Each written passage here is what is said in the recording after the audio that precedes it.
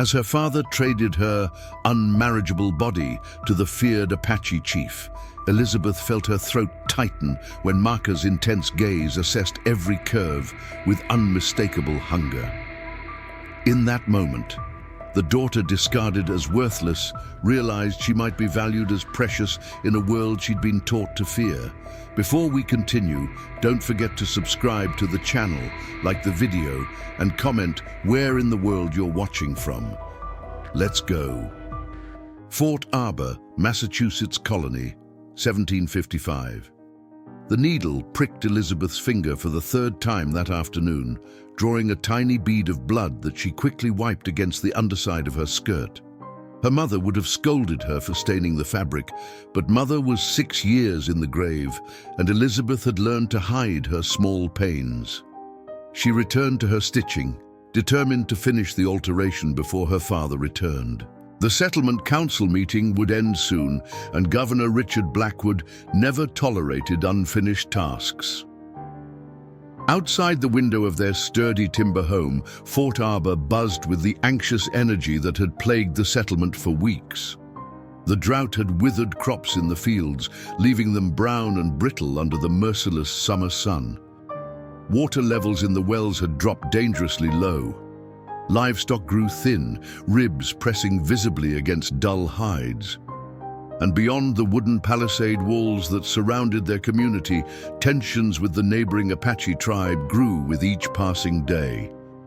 Elisabeth set aside her needlework and moved to the small looking glass hanging on the wall. At 22, she possessed a striking face, wide-set eyes the color of rain-washed slate, high cheekbones that had been her mother's pride, and lips that curved naturally into what might have been a smile in a happier life. But it was the rest of her that drew her father's perpetual disappointment. Where other young women in the settlement were slight and delicate, Elisabeth was substantial, full-figured, with generous curves that no amount of tight lacing could disguise.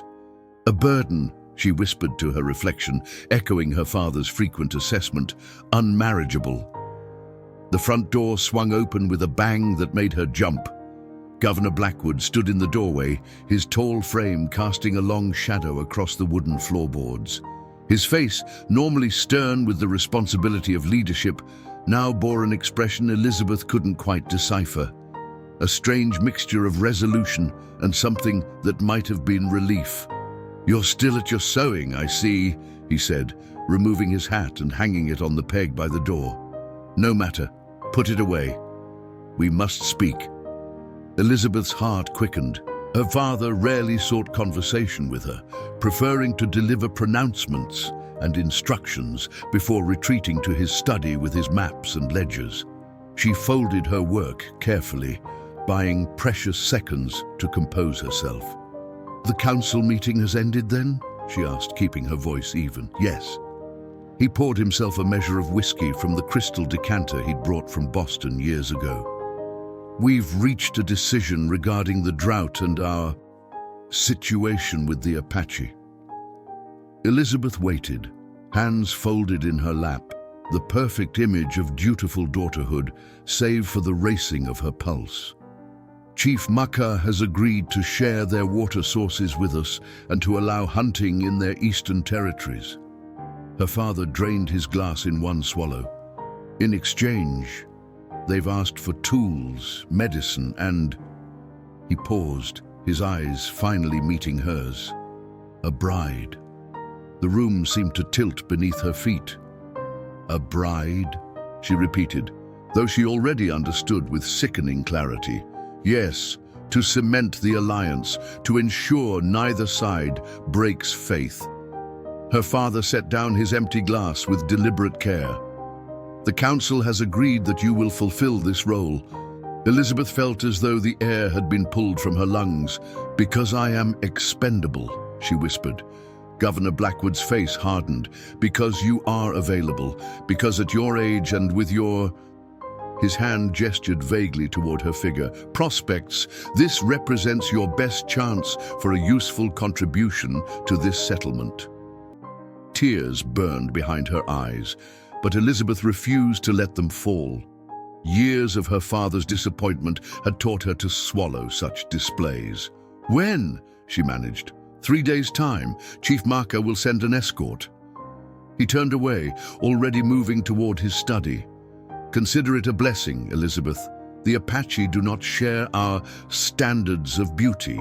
I'm told they value women of substance. Perhaps there, at least, you will not be found wanting." The door to his study closed with a soft click that sounded to Elisabeth like the final turn of a key in a lock. She remained seated, still as stone, as the afternoon light slanted through the window and cast long shadows across the room. In 3 days' time, she would leave the only home she had ever known, handed over to a people she had been taught to fear by the father who had never learned to love her. News spread through Fort Arbor like wildfire in dry brush. By morning, Elisabeth could feel the weight of stairs following her as she crossed the settlement's dusty central square to fetch water. Conversations hushed as she approached, only to resume in urgent whispers once she passed. Some gazes held pity, others a poorly concealed relief that it was Governor Blackwood's daughter being sacrificed rather than their own. Elisabeth! Sarah Miller, the blacksmith's daughter and the closest thing Elisabeth had to a friend, hurried across the square. Her face was flushed with concern, brown curls escaping her cap. "Is it true? What they're saying?" Elisabeth adjusted the empty water bucket in her grip. "That I'm to be given to the Apache like a peace offering? Yes, it's true." "Oh, Elisabeth." Sarah's eyes welled with tears. "How can your father do this? How can the council allow it?" "Quite easily, it seems." Elisabeth resumed walking toward the well, Sarah falling into step beside her. "The settlement needs water. The Apache have it, and Fort Arbor has an unmarriageable daughter to spare." Sarah clutched her arm. "Don't speak that way. You're not—" "Spare me your kindness, Sarah," Elisabeth said quietly. "We both know what the mothers whisper when they see me, that I'm too large, too opinionated, too old to make a proper match. At least this way I'll serve some purpose." They reached the well, where Elisabeth set down her bucket and began to work the crank. The water level had dropped so low that it took nearly a minute of turning before the bucket below splashed into the precious liquid. "Will you run?" Sarah asked, her voice barely above a whisper. "My brother could help. He could take you as far as Boston." Elisabeth paused, the thought taking root despite herself. She could flee, disappear into the anonymity of the city. But then what? She had no money, no connections, and the settlement would suffer without the alliance. "No," she said finally, "I won't run." Later, alone in her room, Elisabeth carefully folded her belongings into the cedar chest her mother had brought from England. Each item carried memories. The embroidered handkerchief her mother had taught her to stitch when she was 7. The small book of poetry given to her by the schoolmaster before consumption had taken him. The blue ribbon Sarah had woven into her hair for last year's harvest celebration. What would she need in an Apache village? Would she be allowed to keep these remnants of her former life? The questions swirled like leaves caught in a whirlwind with no answers to anchor them. A soft knock at her door interrupted her thoughts. It was Martha, the housekeeper who had cared for their home since Elisabeth's mother had died. "I've brought you something," Martha said, entering with a small wooden box, "for your new life." Inside the box lay a silver hand mirror, its back etched with delicate vines and flowers. "It was your mother's," Martha explained. "Your father kept it in his study. I thought you should have it." Elisabeth traced the pattern with her fingertip. "He'll be angry you took it." "Let him be angry," Martha replied, a rare flash of defiance crossing her weathered face. "Some things should pass from mother to daughter, not be locked away in a man's drawer." That night, Elisabeth couldn't sleep. She stood at her window watching the stars wheel across the velvet sky. Somewhere beyond the palisade walls, beyond the fields and the forest's edge, was the Apache village where she would soon live. Would she sleep beneath these same stars there? Would she ever feel at home again?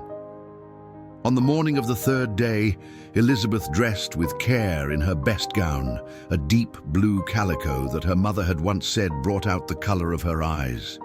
Martha helped her with her hair, weaving small white flowers into her chestnut braids.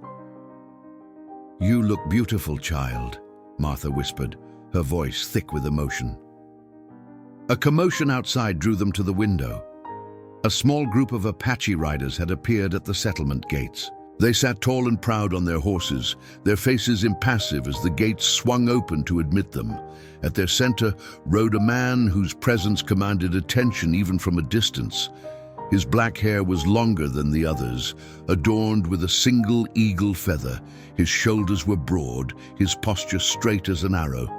Even from her window, Elisabeth could sense the power and authority that emanated from him.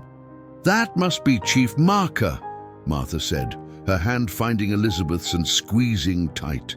Elisabeth felt her heart hammering against her ribs. This was the man to whom she had been promised, the feared Apache warrior who would take her away from everything she had ever known, the man who would become her husband. "It's time." Her father's voice came from the doorway, cold and final as a winter frost. Elisabeth turned from the window, squared her shoulders, and picked up her small bundle of possessions. Whatever awaited her outside those doors, she would face it with dignity. She was, after all, still Elisabeth Blackwood, for a few moments longer at least. The settlement's meeting house had been cleared for the occasion. The long wooden table where the council typically debated crop rotations and property disputes now bore a formal document, the alliance treaty between Fort Arbor and the Apache tribe.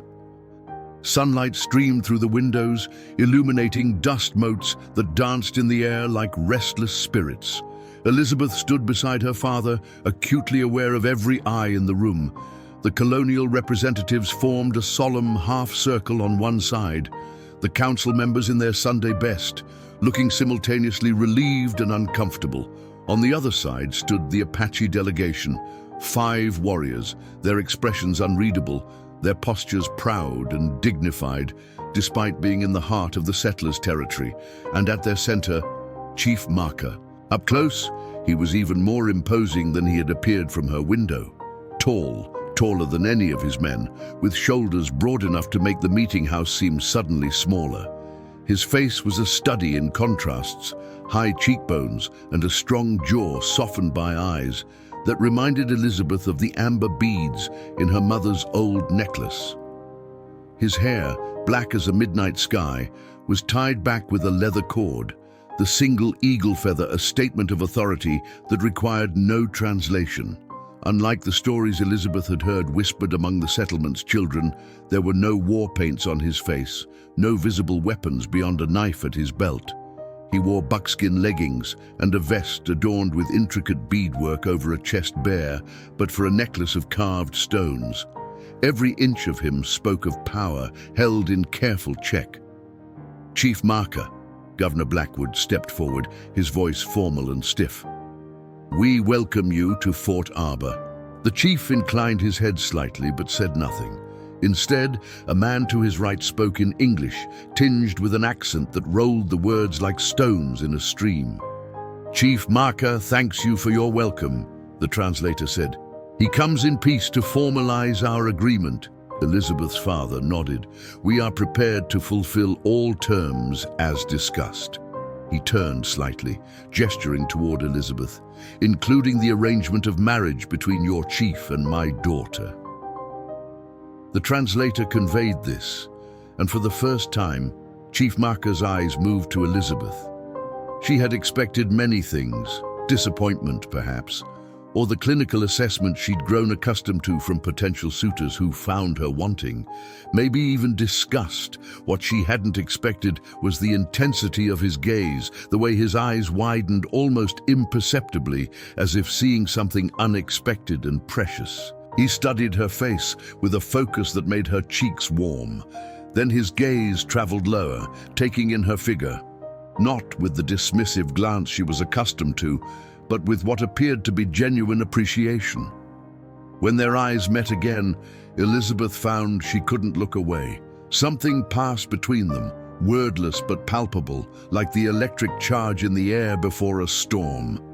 The chief spoke then, his deep voice filling the room with sounds Elisabeth couldn't understand. The translator hesitated, looking slightly surprised, before turning to Governor Blackwood.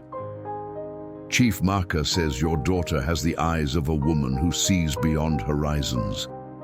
He asks if she comes willingly to this union." A murmur rippled through the room. This question had not been anticipated in the carefully negotiated agreement. Elisabeth felt her father stiffen beside her, his hand gripping his walking stick with whitened knuckles. "My daughter understands her duty to the settlement," he replied, his tone leaving no room for discussion.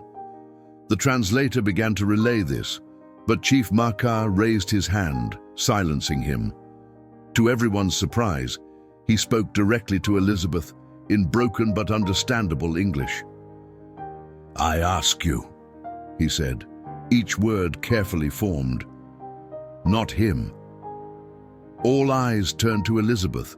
The weight of expectation pressed on her from all sides, her father's cold command, the council's desperate need for this alliance, the settlement's very survival hanging in the balance.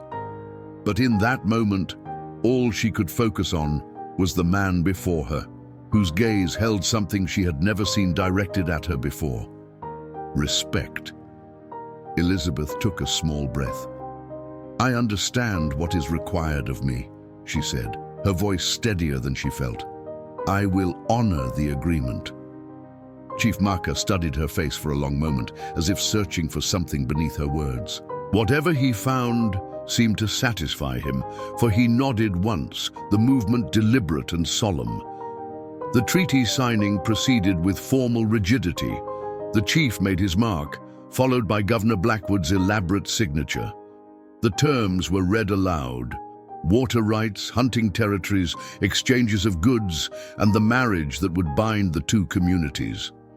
When it was done, Elisabeth's father turned to her with a finality that made her heart clench. "It is time," he said, not quite meeting her eyes. She had expected this moment to feel like an ending, like being cast adrift from everything familiar.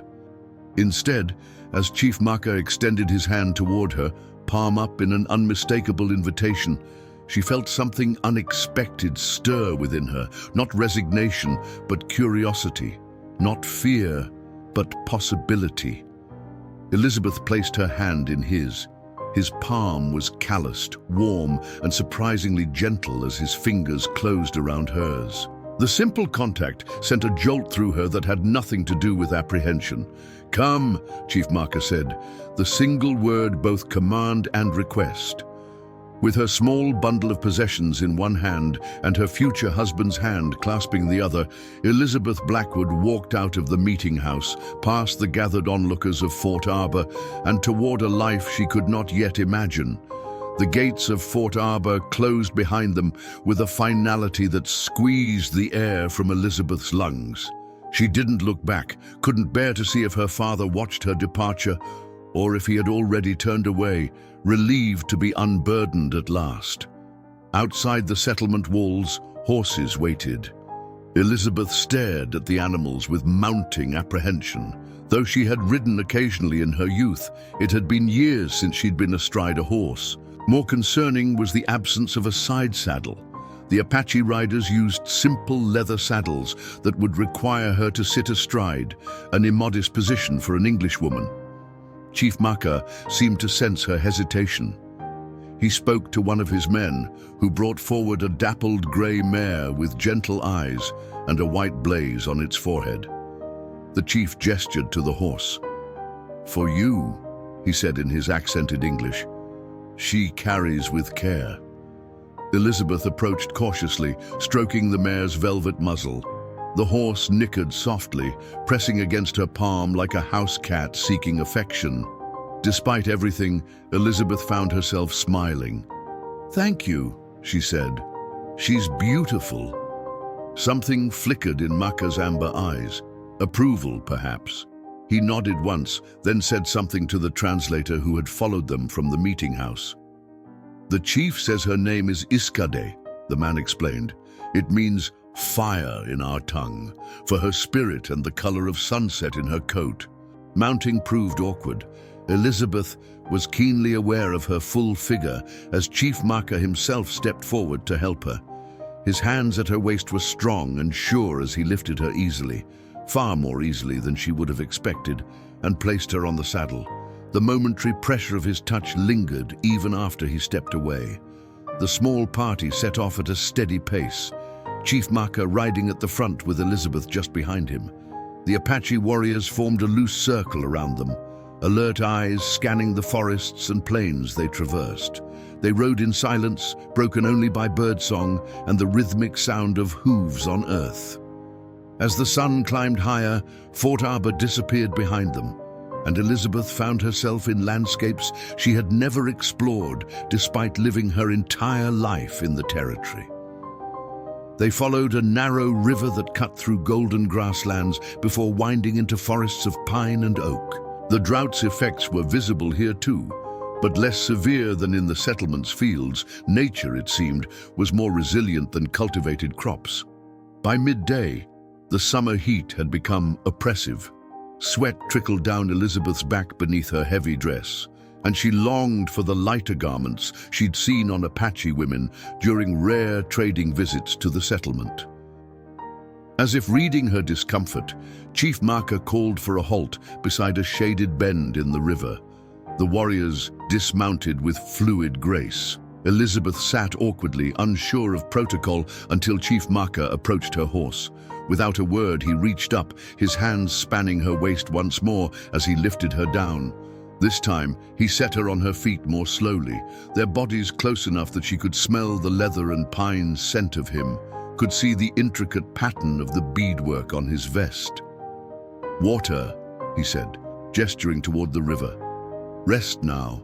Elisabeth nodded gratefully and made her way to the riverbank. She removed her bonnet, setting it aside before cupping water in her hands to drink and to cool her flushed face. The cold water was a blessed relief. She was tempted to untie her collar, to loosen the constraints of proper dress, but propriety held her back even here, miles from Fort Arbor's judgmental eyes. When she straightened, she found Chief Mahkah watching her from a few paces away. Unlike the furtive, embarrassed glances she often received from the settlement's men, his gaze was direct, unashamed. He approached, holding out a strip of dried meat. "Eat," he said. "Long journey still." Elisabeth accepted the offering. "Thank you." After a moment's hesitation, she added, "How much further to your village?" The chief glanced at the sun's position. "We reach when shadows grow long." He studied her face, then surprised her by reaching out and brushing a droplet of water from her cheek with his thumb. The gesture was casual, intimate in a way that made her breath catch. "Water good," he said, his expression serious, "but sun strong. Cover head again." Elisabeth nodded, reaching for her bonnet. Their hands brushed as they both moved to adjust it, and something electric passed between them that had nothing to do with the summer heat. The translator approached then, offering her a water skin.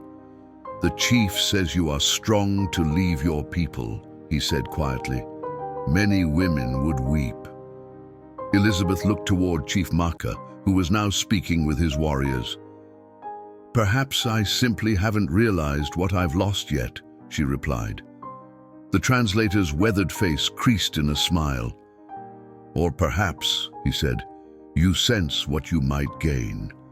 Before she could ask what he meant, Chief Mahkah called out, and the men began preparing to continue their journey. Elisabeth returned to Iskade, who greeted her with a gentle nudge.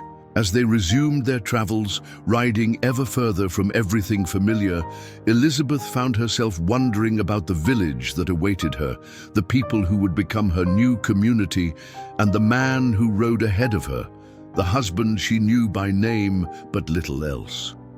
What kind of life awaited her among the Apache? And why did the prospect fill her not only with trepidation, but with a whisper of something that felt strangely like hope. The sun hung low in the western sky, painting the landscape in hues of amber and gold when Chief Mahkah raised his hand, signaling the party to halt. They had crested a gentle rise, and below them, nestled in a valley cradled by distant mountains, lay the Apache village. Elisabeth drew a sharp breath at the sight. "Nahimana," Chief Mahkah said, glancing back at her. "My people's home, your home now." Unlike the rigid grid of Fort Arbor, with its straight streets and uniform buildings, the village before her seemed to flow with the natural contours of the land.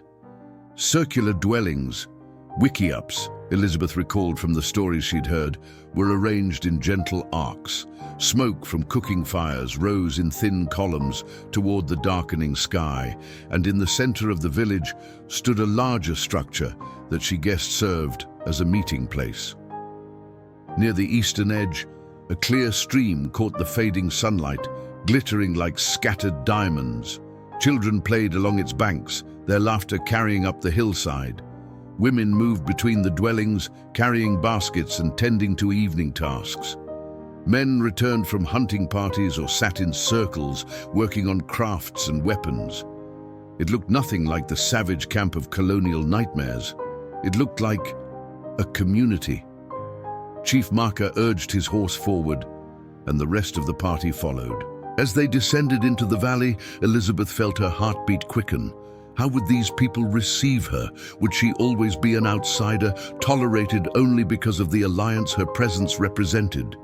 Their approach had been noted. People began to gather, forming a loose semicircle at the village's edge.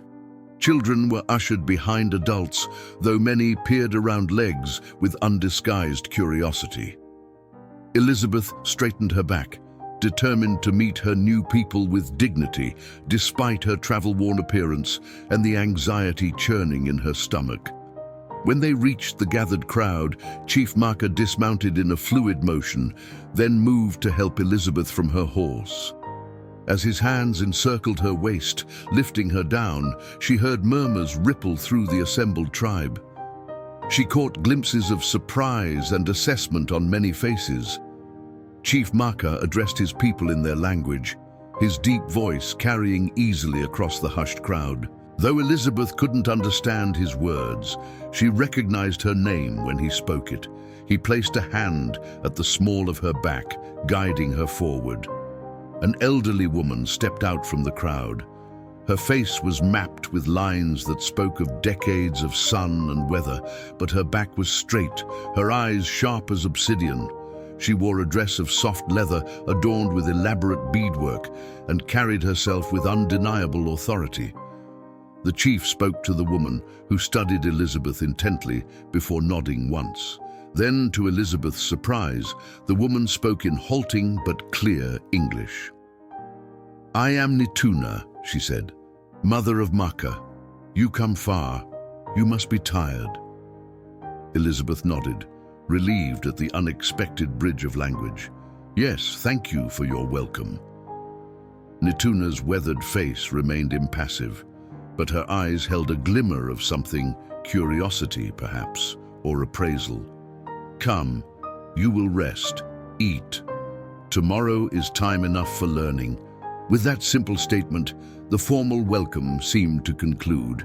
The crowd began to disperse, though many cast lingering glances at Elisabeth.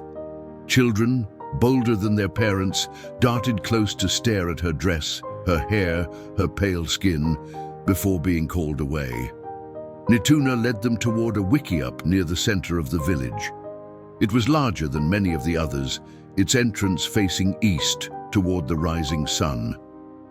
Chief Mahkah followed, carrying Elisabeth's small bundle of possessions. Inside, the dwelling was surprisingly spacious. A fire pit occupied the center, currently unlit, but ready with kindling.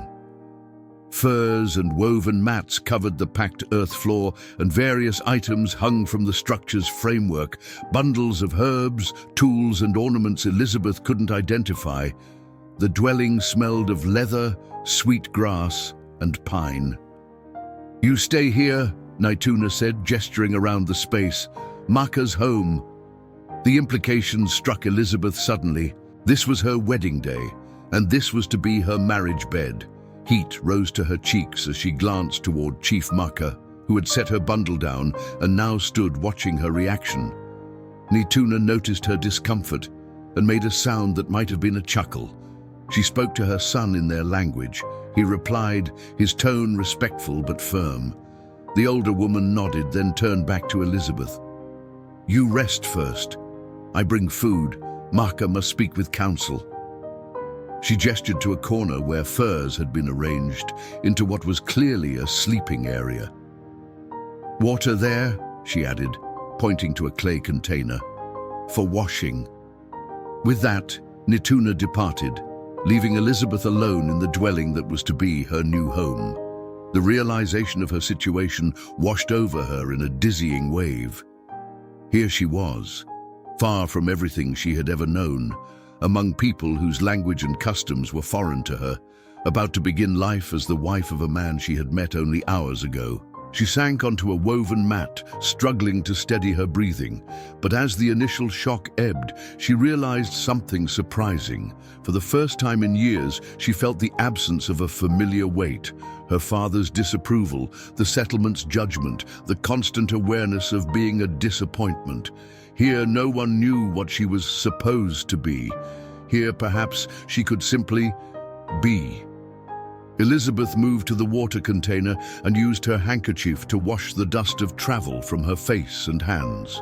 She loosened her hair from its tight arrangement, combing it with her fingers until it hung in waves down her back. Then she unpacked her meager belongings, placing her mother's mirror atop a small wooden chest that appeared to be for storage. As she arranged her few possessions, she noticed items that must belong to Chief Mahkah. A magnificent bow hanging on the wall, a ceremonial headdress of feathers, clothing folded neatly on a shelf. Signs of the man who would return to this dwelling, to her, when his council duties were complete. Outside, the village sounds continued. Children laughing, women calling to one another, men talking in low voices. The rhythm of a community preparing for evening. A life continuing, now with her woven into its fabric for better or worse. Elisabeth touched the silver mirror, her fingertips tracing the pattern her mother had loved. "I am here now," she whispered to herself. "This is where I begin anew." The entrance flap of the wickiup rustled, drawing Elisabeth from her thoughts.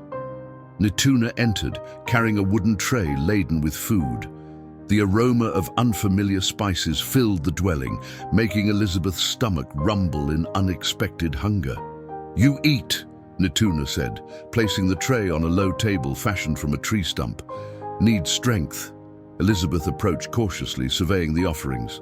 There was a stew of some kind, rich with meat and vegetables she couldn't identify, flatbread that reminded her of the Johnny cakes served at Fort Arbor's festivals, and berries glistening with juice.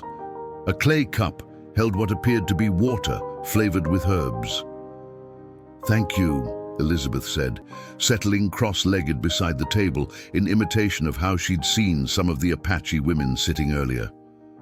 Her full skirts made the position awkward, but Nituna nodded with what might have been approval. "You dress wrong for here," the older woman said bluntly, gesturing to Elisabeth's colonial attire. "Too heavy, too tight. I bring better tomorrow." Elisabeth looked down at her blue calico dress, now wrinkled and dust-stained from the journey. "I would appreciate that," she replied honestly. Nituna watched as Elisabeth sampled the stew, which proved delicious despite its unfamiliar flavors, rich with game meat and wild herbs that tantalized her palate. The older woman's scrutiny was direct but not unkind, more curious than judgmental. "You not what we expect," Nituna said after a few moments of silence. Elisabeth paused with a piece of flatbread halfway to her mouth. "What did you expect?" Nituna's weathered lips curved slightly. "White women, small, weak, you..." She gestured to Elisabeth's figure with an appreciative nod. "Strong. Good for bearing children. Good for work." A flush crept up Elisabeth's neck at the frank assessment. In Fort Arbor, her size had been a source of whispers and disapproval. Here, it seemed, it might be considered an advantage. "Your son," Elisabeth began hesitantly. "Chief Mahkah. What should I know about him?" Nituna's eyes crinkled at the corners. "Mahkah is respected chief, strong hunter, fair to his people." She paused, considering. He had wife before. She died 3 winters past. No children. Elisabeth absorbed this information with a pang, so she was not his first wife. "I'm sorry for his loss," she said quietly. "He mourned long time," Nituna continued. "Now tribe needs new beginnings, alliance with your people." Her dark eyes held Elisabeth's. "You are bridge between worlds." The responsibility of that role settled on Elisabeth's shoulders like a physical weight. She was not just a bride, she was a symbol of peace between 2 peoples who had long regarded each other with suspicion and fear. Nituna must have read the apprehension in her face. "Not easy path," she acknowledged, "but you have strength here." She touched her own heart. "I see it." Before Elisabeth could respond, the entrance flap moved again. Chief Mahkah ducked inside, his tall frame requiring him to stoop slightly upon entering. His eyes found Elisabeth immediately, then moved to his mother. They exchanged words in Apache, their tones respectful but familiar. Nituna rose, gathering her skirts around her. "I leave now," she told Elisabeth. "Tomorrow I come. Teach you things you need know." She patted Elisabeth's shoulder as she passed, a small gesture, but one that offered unexpected comfort. With Nituna's departure, Elisabeth found herself alone with Chief Mahkah for the first time. The reality of their situation, that they were now husband and wife in the eyes of both their peoples, hung in the air between them like an unspoken question. Mahkah moved to the fire pit, kneeling to arrange the kindling. With practiced motions, he struck flint against steel, catching the spark on a bit of dry moss. Within moments, a small flame flickered to life, which he carefully fed until it grew into a steady fire. The dancing light cast shadows across his face, highlighting the strong angles of his features. "Night comes," he said, his English careful but clearer than Elisabeth had expected. "Gets cold." "Thank you," she replied, unsure what else to say. Should she call him husband? Chief Mahkah. The protocols of this new life were unknown territory. He rose and moved to a stack of furs in the corner, selecting several and bringing them to her. "For warmth," he explained. Their hands brushed as she accepted the offering, and once again that strange current passed between them. Mahkah held her gaze for a moment longer than necessary, something unreadable in his amber eyes. Then he turned away, removing his beaded vest and hanging it carefully on a peg. Beneath it, his chest was bare, his copper skin marked with scars that told stories of battles and hunts. A warrior's body, powerful and honed by years of physical demands. Elisabeth found herself unable to look away, a warmth creeping into her cheeks that had nothing to do with the fire. Mahkah seemed to sense her gaze. He glanced over his shoulder, catching her watching him. Instead of embarrassment or reproach, his lips curved in a small, almost imperceptible smile. "You are tired," he said, reaching for a leather shirt that hung nearby and pulling it over his head.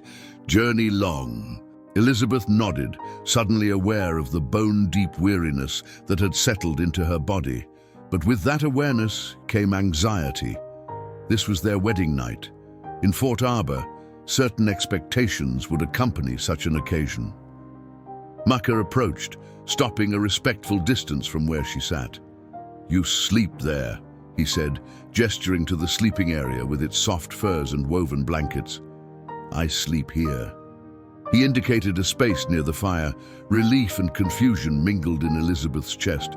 "But we are," she hesitated, searching for the right words, "married now."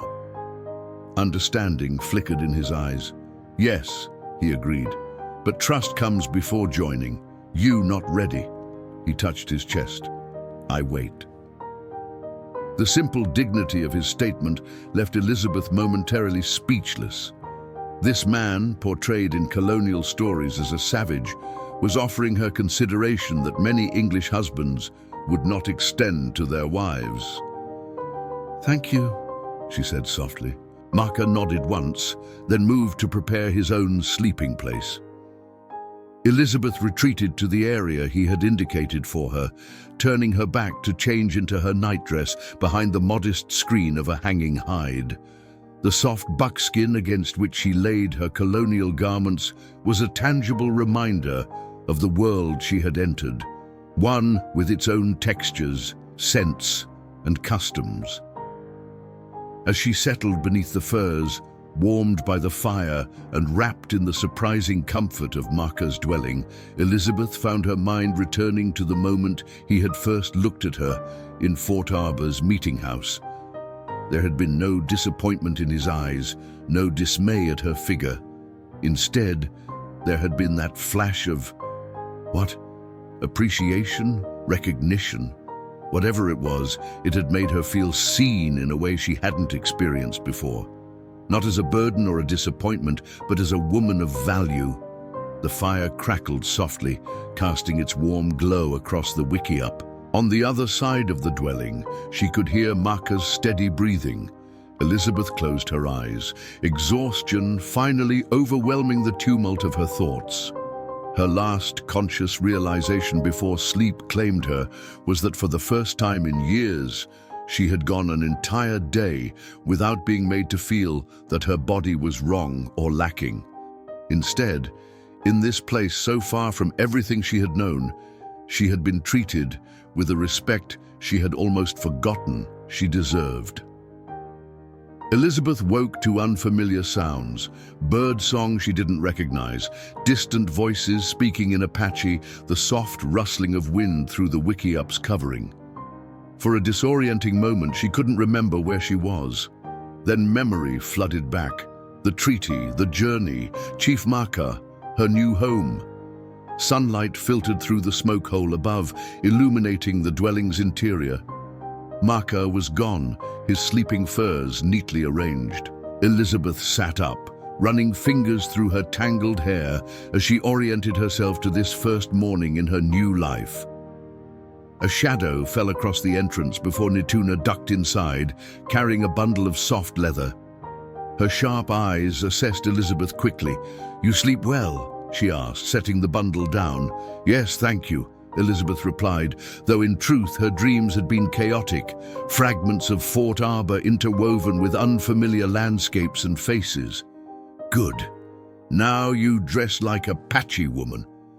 Nituna unwrapped the bundle, revealing garments of supple buckskin, a dress adorned with intricate beadwork across the chest, soft leather leggings, and moccasins decorated with porcupine quills dyed in vibrant colors. Elisabeth touched the clothing hesitantly. "These are beautiful." "Made for Chief's wife," Nituna explained. "Many women work many days." She gestured to Elisabeth's nightdress. "That no good here. Too hot, too catching on things." After a moment's hesitation, Elisabeth nodded. She had felt the impracticality of her colonial clothing during yesterday's journey. When Nituna stepped outside to give her privacy, Elisabeth changed, marveling at the lightness of the buckskin against her skin. The dress, cut in the style worn by Apache women, draped her fuller figure in a way that felt both modest and freeing. The intricate beadwork drew attention to her chest, not as a source of shame, but as a canvas for beauty. When Nituna returned, her weathered face creased in approval. "Good," she said simply. "Now you eat, then learn." The day unfolded in a blur of new experiences. After a breakfast of cornmeal porridge sweetened with wild honey, Nituna led Elisabeth through the village, introducing her to the rhythms of Apache life. Women worked in groups, some scraping hides stretched on frames, others grinding acorn meal in stone mortars. Children darted about in play that seemed both carefree and purposeful, games that taught hunting skills and tribal stories. The women regarded Elisabeth with a mixture of curiosity and reserve. A few nodded in greeting, others kept their distance. She felt their eyes assessing her, not with the judgment she was accustomed to in Fort Arbor, but with the wariness of those who had learned to be cautious of outsiders. One young woman, whose name Naituna pronounced as Kiona, approached with a shy smile. She carried an infant wrapped in a cradle board on her back and held the hand of a toddler who stared up at Elisabeth with unabashed fascination. "Kiona speaks some English," Naituna explained. "Learned from trader. She help you learn our ways." Kiona's smile widened. "Welcome," she said, her accent more pronounced than Naituna's. "Your hair very pretty, like sunset." Elisabeth touched her chestnut locks self-consciously. "Thank you. Your baby is beautiful." This simple exchange, mother to mother, woman to woman, bridged more distance than Elisabeth had expected. Kiona beamed and launched into a halting explanation of the cradleboard's design, how it protected the baby while allowing mothers to work.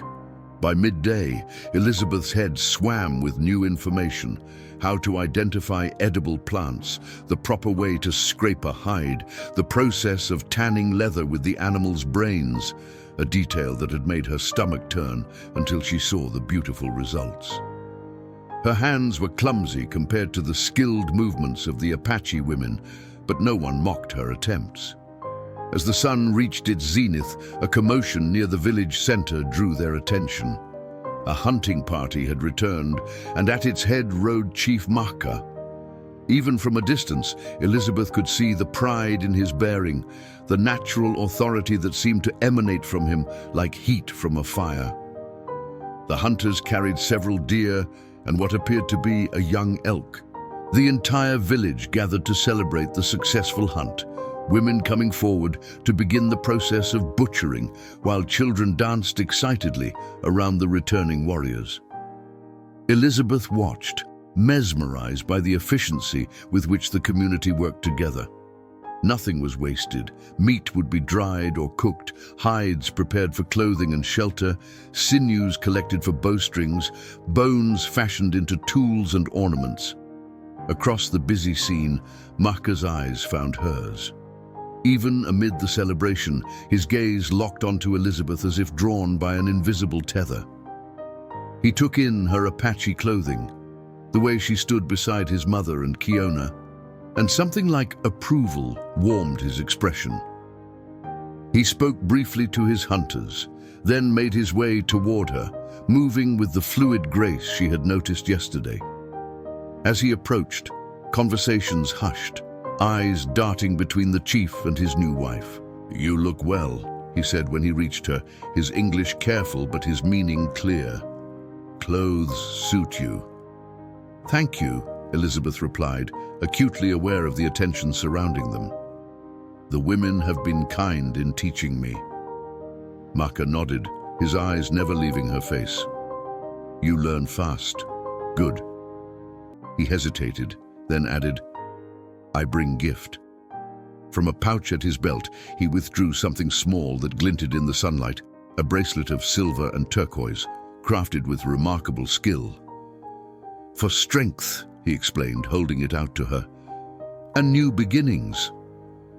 Elisabeth extended her wrist, touched by the unexpected gesture. Mahkah fastened the bracelet himself, his calloused fingers gentle against her skin. The simple act felt more binding than the formal treaty signing had been, a personal choice rather than a political arrangement.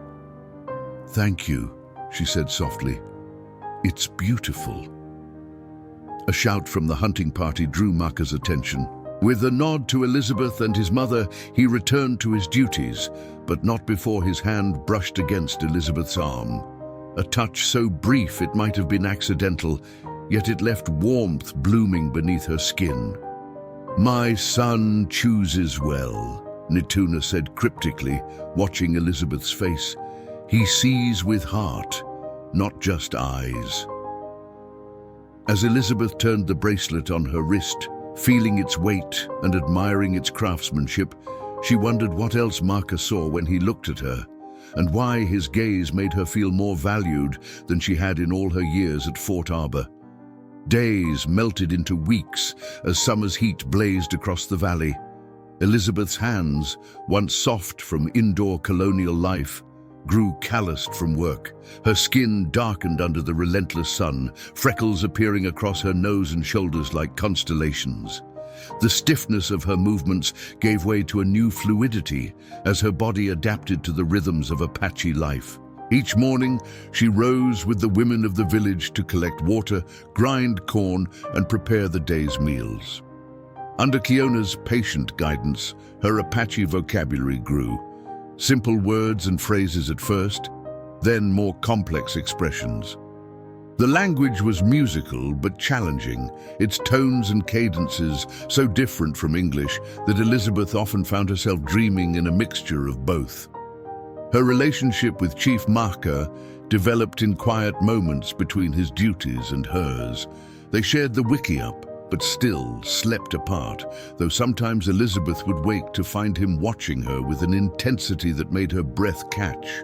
Their conversations, limited by language but enriched by growing understanding, revealed a man far different from the savage chief of colonial stories. He taught her to ride properly, Apache style, his hands steady on her waist as he showed her how to balance. He brought her feathers from eagles and hawks, explaining their significance in his culture. Once he returned from hunting with a book, a volume of Shakespeare's sonnets he had traded for with passing merchants, knowing her love of reading. These gestures, small but meaningful, built a foundation of respect between them that Elisabeth had never expected, yet the political nature of their union remained an unavoidable reality. She was still a bridge between worlds, her presence a living symbol of the treaty that kept peace between Fort Arbor and the Apache. This truth was brought into sharp focus one afternoon when a colonial delegation arrived unexpectedly. Elisabeth was helping to tan hides with a group of women when a sentry's call alerted the village. She looked up to see 3 riders approaching, men in the formal attire of Fort Arbor's council. "Your father," Kiona said quietly, recognizing Governor Blackwood at the head of the small party. Elisabeth's hands stilled, her heart lurching painfully. She had not seen her father since the day of the treaty signing, had received no messages asking after her welfare. Mahkah emerged from the council lodge, his posture alert but composed as he moved to meet the visitors. Elisabeth set aside her work and followed, conscious of eyes watching this reunion, Apache and colonial alike, all curious how the chief's wife would greet her former people. Governor Blackwood dismounted stiffly, his face impassive as he surveyed the village. His gaze passed over Elisabeth at first, then returned with a start of surprise. For a moment, she saw herself through his eyes, dressed in Apache garments, her hair in braids decorated with beads, her skin sun-kissed, her figure strong rather than simply full. "Elisabeth," he said, her name strange in his formal tone. "You look different." "Hello, father," she replied, maintaining her composure though her pulse raced. "What brings you to Nahimana?" He cleared his throat, addressing Mahkah rather than answering her directly. "Chief Mahkah, we come regarding the treaty terms. There have been concerns." Mahkah's expression remained neutral, but Elisabeth felt the subtle tension that rippled through him. "What concerns?" he asked, his English more confident than it had been weeks before. "Some of our hunters claim your people have restricted access to the eastern territories agreed upon in the treaty," Governor Blackwood stated, "and there have been reports of Apache warriors approaching too close to our settlement borders." Elisabeth recognized the dangerous undercurrents beneath the polite diplomatic language. Such accusations could unravel the fragile peace between their communities. "These claims false," Mahkah replied, his tone level but firm. "My hunters stay in agreed lands. Your hunters go where not permitted. Take more than agreed." Governor Blackwood's jaw tightened. Our settlement is struggling with the ongoing drought. The council believes the terms should be renegotiated to allow greater access to your water sources. A murmur went through the gathered Apache. Water was life in this harsh land, a sacred resource not to be bargained away lightly. Elisabeth stepped forward, placing herself between her father and her husband. Father, the treaty terms were carefully negotiated. The water access granted to Fort Arbor was generous, considering the Apache need it for their own survival. Her father's eyes narrowed. I don't recall asking for your assessment, Elisabeth. The dismissal stung, but Elisabeth held her ground. As Chief Mahkah's wife and a former resident of Fort Arbor, I have unique perspective on both communities' needs. She turned to Mahkah. Perhaps we could show my father how the water is distributed. Help him understand why the current arrangement is equitable. Mahkah studied her for a long moment, appreciation kindling in his amber eyes. Yes, he agreed. Good idea. We show. The afternoon that followed was tense but productive. Elisabeth guided the colonial delegation through the Apache water management systems. The careful channels dug to maximize every drop, the storage methods for dry periods, the communal regulations that prevented waste. She explained in terms her father would understand: resource conservation, sustainable usage, future planning. By evening, when the delegation prepared to depart, Governor Blackwood's position had softened. I will convey what I've learned to the council, he told Mahkah. Perhaps we can find ways to improve our own conservation rather than demanding more from your people. As he mounted his horse, he paused, looking down at Elisabeth with an expression she couldn't quite read. You seem... well, he said awkwardly. I am, she replied simply. He nodded once, then added in a lower voice, your mother would be proud of the woman you've become. The unexpected words left Elisabeth speechless. Before she could respond, he had turned his horse and led his men away, leaving her standing beside Mahkah with emotions churning beneath her composed exterior. That night, as Elisabeth sat by their fire, arranging dried herbs as Naituna had taught her, she felt rather than heard Mahkah enter the wickiup. He moved with the silent grace of a hunter, but over the weeks she had become attuned to his presence like a flower turning toward the sun. You spoke well today, he said, settling across from her, protected both peoples. Elisabeth looked up, meeting his gaze across the dancing flames. I didn't want the treaty to fail because of misunderstandings. Both communities need this peace. Mahkah nodded, his eyes never leaving her face.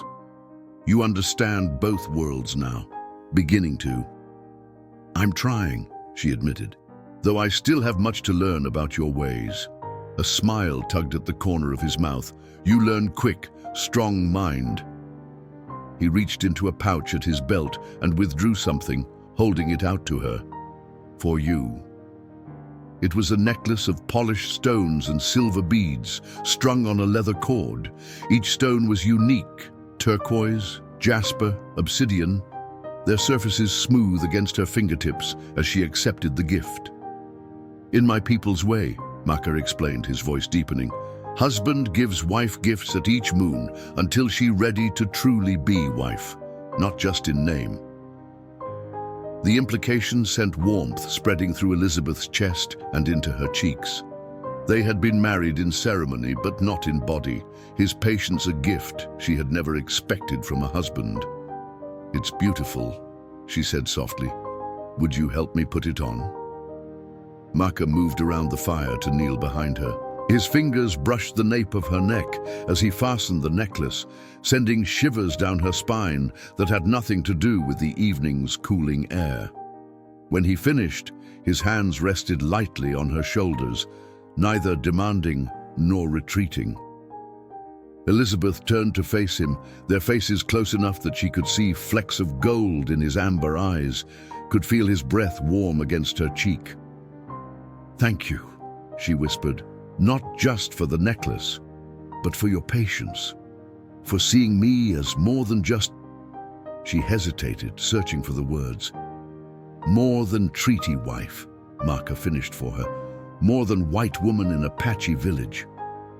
His hand rose to cup her cheek, thumb brushing across her skin with gentle reverence. "I see Elisabeth, strong woman, brave woman, beautiful woman." The word beautiful, so often denied her in her former life, fell from his lips with such conviction that Elisabeth couldn't doubt his sincerity. In his eyes, she was beautiful, not despite her fuller figure, but perhaps even because of it. Gathering her courage, Elisabeth leaned forward and pressed her lips to his, her first deliberate step across the final boundary between them. Mahkah remained still for a heartbeat, then responded with carefully restrained passion, his hand sliding to cradle the back of her head. The kiss deepened, a conversation without words. An understanding reached in the language of touch rather than speech. When they finally drew apart, both slightly breathless, Elisabeth knew something fundamental had shifted between them. No longer was she merely a political bride, and he no longer merely the chief who had accepted her as part of a treaty. They were becoming something else entirely, partners by choice rather than arrangement, drawn together by growing bonds of respect, understanding, and desire. "Elisabeth," Mahkah said, her name a caress in his deep voice. "Yes," she replied, her heart pounding beneath the necklace that now adorned her throat. His eyes held hers, serious but warm with promise. "When moon is full again, I ask if you ready to truly be wife, not before." It was both a promise and a question, one that Elisabeth now knew her answer to, though she would wait for the proper time to give it. The moon waxed toward fullness, each night growing rounder and brighter in the clear desert sky. Elisabeth found herself watching its progress with a mixture of anticipation and nervousness that made her heart flutter whenever she thought of Mahkah's promise. Soon, he would ask if she was ready to truly be his wife, and she knew her answer would be yes. The weeks since her father's visit had brought subtle but significant changes. Elisabeth's command of the Apache language had improved enough that she could converse without a translator, though certain concepts still required patient explanation. Her hands moved with greater confidence through daily tasks, weaving, cooking, tending the gardens where corn, beans, and squash grew in careful harmony despite the drought. More importantly, her place within the community had shifted. No longer was she merely the white woman or the chief's treaty wife. She had earned her own identity among the people of Nahimana. Children sought her out for the English words she taught them. Women included her in their circles without hesitation, and even some of the elders nodded with approval when she spoke in council meetings. This morning, Elisabeth sat cross-legged outside the wickiup she shared with Mahkah, grinding herbs with a stone mortar. Nituna had begun teaching her healing practices, which plants eased fever, which poultices drew infection from wounds, which teas soothed troubled digestion. Elisabeth's methodical mind absorbed these lessons eagerly, finding parallels with the home remedies her mother had once taught her. "You have healer's hands," Nituna had told her yesterday, watching Elisabeth apply a salve to a child's scraped knee. Gentle but sure. The compliment had warmed her like sunlight. In Fort Arbor, she had been defined by what she wasn't. Not slender enough, not demure enough, not marriageable enough. Here, she was defined by what she contributed, by the strength in her hands and heart. Setting aside the mortar, Elisabeth reached for the silver hand mirror that had belonged to her mother. She had taken to carrying it with her, a small connection to her past amid her new life. The face that looked back at her now was both familiar and strange, her features the same, but transformed by sun and experience, her eyes clearer and more direct than the downcast gaze she had cultivated in the settlement. "Elisabeth," She looked up to find Kiona approaching, her usual smile replaced by a worried frown. "What's wrong?" Elisabeth asked, setting the mirror aside. "Hunters return," Kiona said, her English still halting but improved through their regular conversations. "They bring bad news. White men in our hunting grounds. Many men with many guns." Elisabeth's stomach tightened. After her father's visit, tensions had eased between Fort Arbor and the Apache. This incursion could reignite conflicts just when peace seemed possible. "Where is Mahkah?" she asked, rising quickly. "Council Lodge. All men gather." Elisabeth followed Kiona to the center of the village, where indeed the men were assembling, their expressions grim. Mahkah stood at the entrance of the large meeting wickiup, listening intently to one of the returning hunters. When he saw Elisabeth approaching, his eyes met hers with a gravity that confirmed her fears. "What's happened?" she asked. "Men from Fort Arbor hunt on sacred ground," he replied, his voice low but tight with controlled anger. "Not just few men, many. With wagons like they stay long time.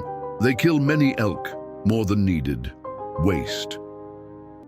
The waste of game was a serious offense in Apache culture, where every part of a hunted animal was utilized and honored.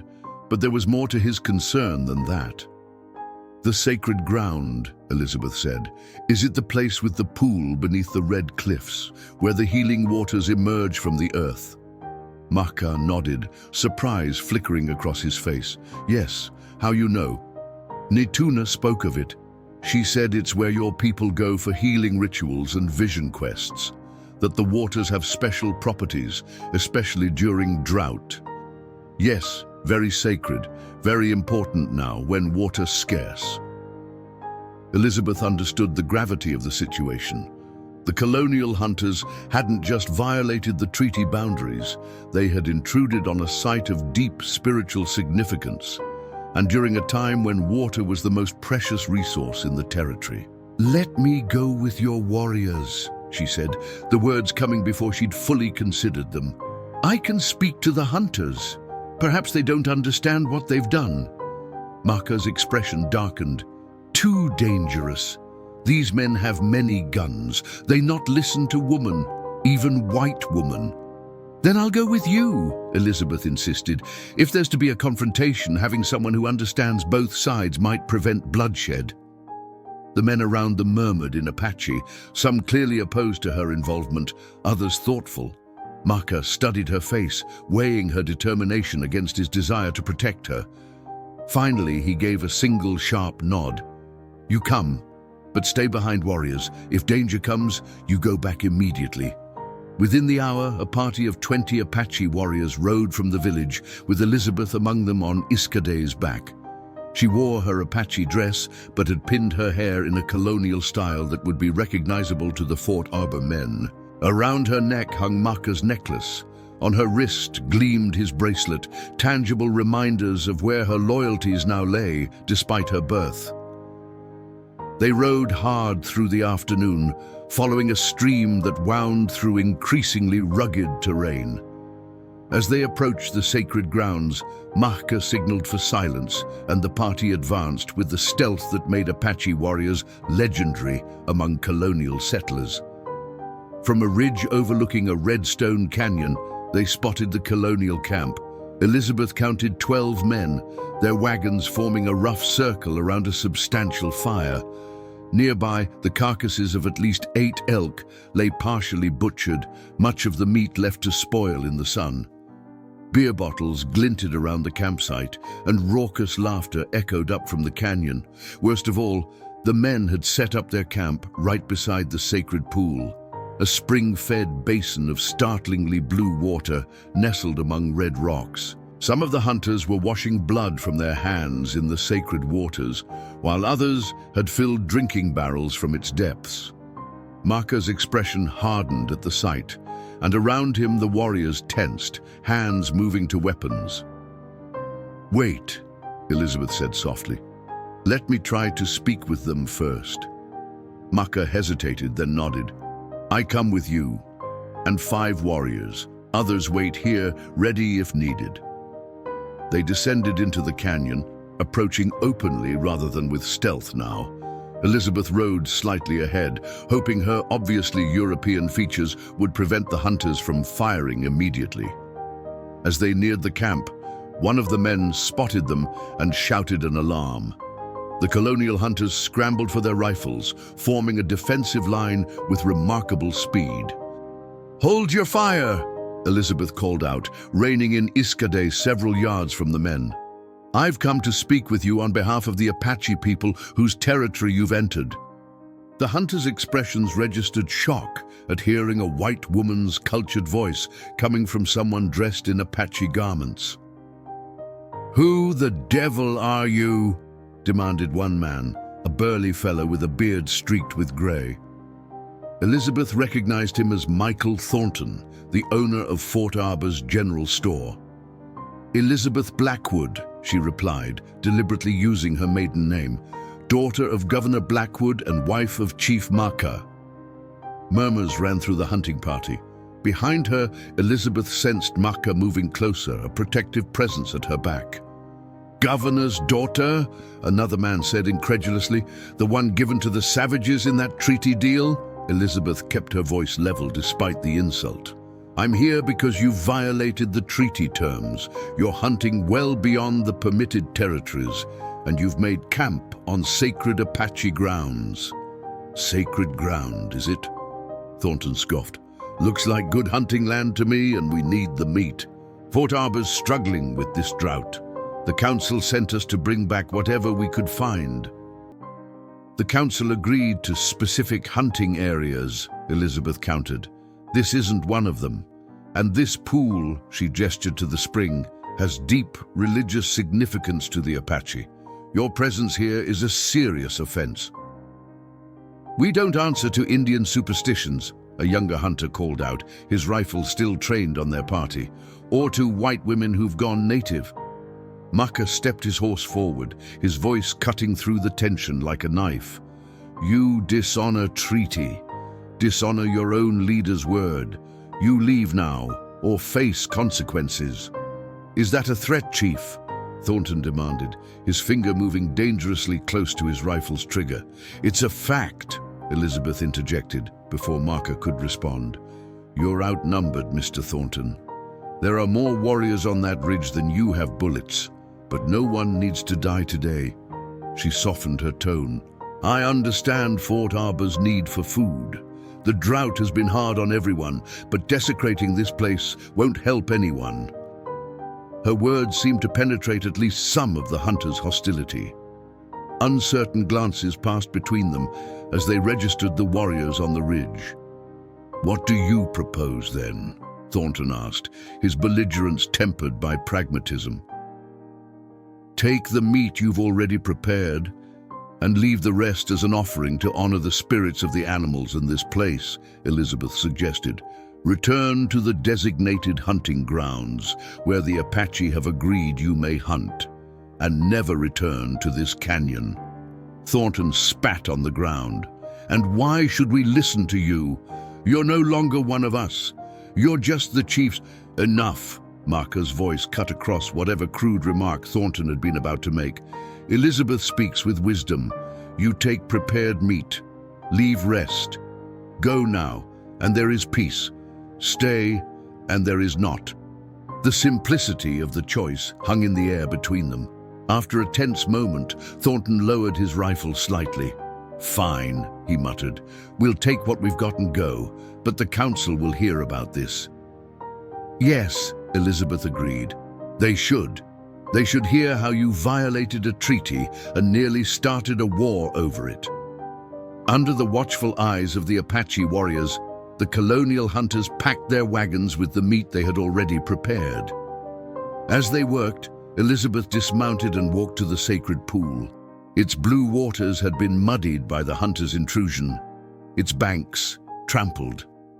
"I'm sorry," she said quietly to Mahkah, who had joined her. "They didn't understand what they were desecrating." "Not your fault," he replied, his hand finding hers. "You prevented blood being spilled today. That is no small thing." As the colonial party departed, their wagons creaking up the canyon trail, Elisabeth turned to face Mahkah fully. The setting sun illuminated him from behind, turning his silhouette into living fire.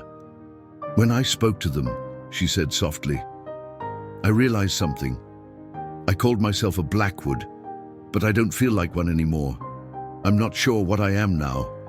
Not fully Apache, but no longer the woman who left Fort Arbor." Mahkah's eyes softened as he looked at her. "You are Elisabeth," he said simply. "My Elisabeth. Bridge between worlds." His hand rose to touch her face, tracing the curve of her cheek with gentle fingers. "But also your own woman, strong, wise." In that moment, standing beside the sacred waters with the sun sinking toward the horizon, Elisabeth felt a certainty settle over her like a mantle. This was where she belonged, not defined by Fort Arbor's narrow expectations or by her father's disappointment, but by the life she was building here, the connections she had formed, and the love that had grown where only political necessity had been planted. "The moon will be full tomorrow night," she said, her eyes holding his. "Yes," Mahkah agreed, understanding her meaning immediately. "Tomorrow I ask if you ready to truly be wife." Elisabeth smiled, her heart full. "You don't have to wait until tomorrow. I already know my answer." Mahkah drew her closer, his arms encircling her with a reverence that made her feel both protected and powerful. "Still, I wait," he said. "Some things worth waiting for." As they rode back to Nahimana, Elisabeth felt the weight of the day's confrontation giving way to anticipation. Tomorrow night, under the full moon, she would cross the final threshold from treaty wife to true partner. From Governor Blackwood's burden to Chief Mahkah's beloved. From a woman cast away to a woman finally truly seen. The full moon rose like a silver medallion against the velvet darkness of the desert sky. Its light transformed Nahimana, casting the wickiups in ghostly luminescence and turning the stream that ran through the village into a ribbon of liquid starlight. On this night, Elisabeth stood at the edge of the village, watching as the Apache women prepared for the ceremony that would mark her final transition from treaty wife to true partner of their chief. Nituna approached, carrying a dress unlike any Elisabeth had seen before. Made of the softest buckskin, it was elaborately beaded across the bodice and hemmed with symbols she now recognized. Eagle for courage, bear for strength, flowing water for life's continuity. Turquoise and silver beads caught the moonlight, twinkling like earthbound stars. "For you," Nituna said, her weathered hands offering the garment with reverence. "Many women work many nights, wedding dress for chief's true wife." Tears welled in Elisabeth's eyes as she accepted the gift. "It's beautiful," she whispered. "I'm honored." You earn honor," Nituna replied, her usually stern expression softening. "You bring peace between peoples. You heal with kind hands. You love my son with true heart." She touched Elisabeth's cheek. "Daughter now, not just in name." Those simple words, "daughter now," filled a void in Elisabeth's heart that had existed since her mother's death, a hollow space her father's cold disappointment had only widened. She embraced the older woman, their differences in culture and origin dissolving in the simple human connection of family, found rather than born. As the moon climbed higher, Elisabeth changed into the ceremonial dress, marveling at how perfectly it fit her fuller figure. The women of the tribe had crafted it specifically for her body, not to hide or diminish her curves, but to celebrate them. When Kiona and the other women decorated her hair with feathers and beads, their hands working with practiced skill, Elisabeth caught a glimpse of herself in her mother's silver mirror. The woman who gazed back at her was transformed, not just by the Apache clothing and adornments, but by the confidence in her eyes, the certainty in her posture. Gone was the hunched attempt to minimize her presence, the habitual duck of her head to avoid scrutiny. In its place stood a woman who knew her value, who understood her strength. Drums began to beat as Elisabeth was led to the central fire where the tribe had gathered in a circle. Elders sat on woven mats, children perched on their parents' laps, warriors stood tall with respect in their bearing, and there, waiting for her, stood Chief Mahkah. He wore ceremonial attire befitting his status, a headdress of eagle feathers, a breastplate of polished bones and beads, leggings adorned with symbols of his accomplishments as hunter and leader. But it was his expression that captured Elisabeth's attention, the open admiration, the unguarded emotion as he watched her approach. This was not the political calculation of a chief securing an alliance. This was a man beholding the woman he had come to love. The ceremony itself was both simpler and more profound than Elisabeth had expected. No elaborate vows were exchanged. Instead, Mahkah presented her with gifts that symbolized his commitment. A blanket he had woven himself over many nights, a knife with a handle of elk antler carved with her name in Apache characters, a headband of silver that marked her as a woman of leadership in the tribe. In return, Elisabeth offered him a book she had created. Pages of parchment bound with sinew, filled with drawings of medicinal plants and their uses in both Apache and English. It represented her bridge between worlds, her commitment to preserving and sharing knowledge that could benefit both their peoples. The village's eldest shaman spoke blessings in the ancient language, his hands raised to the full moon above. Then, to Elisabeth's surprise, Netuna stepped forward with a familiar object, the silver mirror that had been her mother's. "This belonged to your mother before you," she said clearly, so all could hear. "It showed her face, and then yours. Now it will show the faces of your children and their children after." She placed the mirror in a beautifully crafted box of cedar and turquoise that Elisabeth recognized as Mahkah's handiwork. Past joins with future, as two peoples join through you.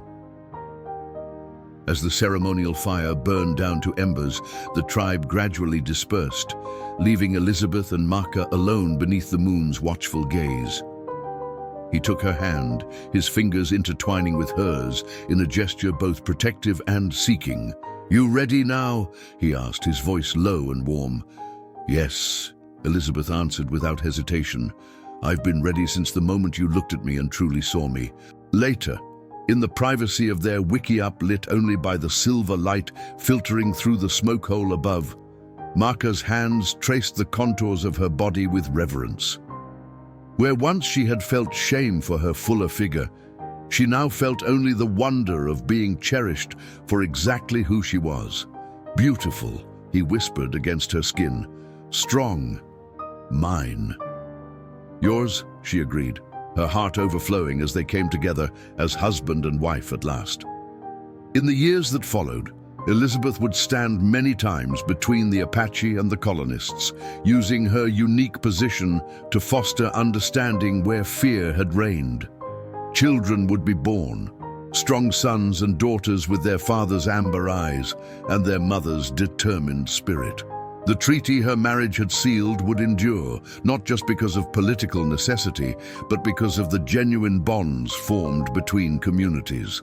And sometimes, in quiet moments, Elisabeth would take out the silver mirror and study her reflection, no longer seeing the burden her father had discarded, but the treasure Mahkah had discovered. A woman of substance, in every sense of the word. A woman who had found her true home, not in the place where she was born, but in the arms of a man who had looked at her and seen not what others thought she should be, but all that she truly was.